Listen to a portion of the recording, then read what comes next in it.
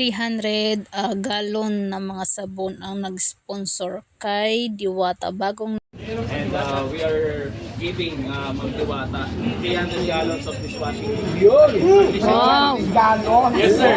Kasi dahil po na-appreciate ng Sabon Station Philippines ang karakter ni Ma'am Diwata na sumasalamig sa bawat Pilipino na kahit anong bagyo, kahit anong dagok sa buhay, eh hindi sumusuko. Kaya po natin si Ma'am Diwata. So, ayan. Siguro kasi di ba dalawang sasakyan?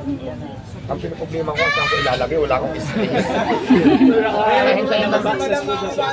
Sa bahay, marami washing. Hintayin natin yung isang sa ilalim. Dito yata daw, parang dito. Kaya may parkingan pa kung magpinasok sa sasakyan. Pasok na po yun. Hintayin ko lang sa Pio kung saan ilalagay. Doon daw bantay. Yes, sir.